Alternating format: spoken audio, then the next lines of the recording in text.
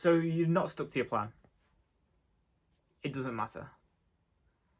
The thing that really matters when it comes to any type of overconsumption or you went for it when you weren't supposed to, or you just said yes to the things that you're supposed to say no to from a goal perspective.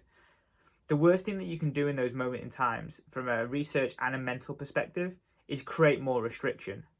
How many times have you heard or seen people, or even done it yourself, where you've had something really, really big, or like you felt guilty for eating all that food, and then you've restricted in the week, but then only to restrict so much that you then overconsume again in the next weekend because of all the restriction that you had, and then you're now in a vicious cycle of overconsuming because you're restricting and restricting because you're overconsuming.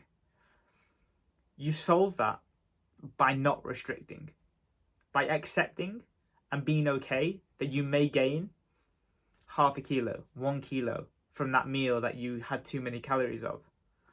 It doesn't matter. In the grand scheme of things, if you get better next week, you don't have those problems again. But you will create problems within yourself, mentally and physically, if you go and restrict and take away food from Monday to Thursday, because you're only teaching yourself that when you overconsume, you've got to then starve yourself. It doesn't make any sense. And for years I did this. I would eat uncontrollably and then I would restrict. And actually, if I'm honest, the thing that got me out of it was not having to restrict. And it took a few times. I gained 2 to 3 kilos over the course of the 2 or 3, 4 weeks that I did this.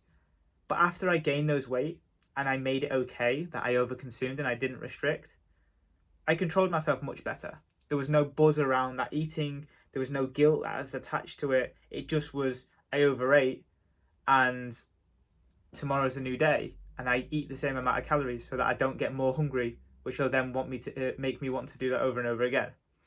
So if you have overconsumed and you are eating that you have ate more, then you don't need to restrict, and you'll do more damage in the long term if you restrict. Take the fat gain, short-term fat gain, because the reality is that short-term fat gain is much better than having a yo-yo dieting restrictive mentality that could stem 6-12 months time, or even years and years and years, and it could actually lead to more weight gain overall. So you take the short-term weight gain to reduce the long-term weight gain.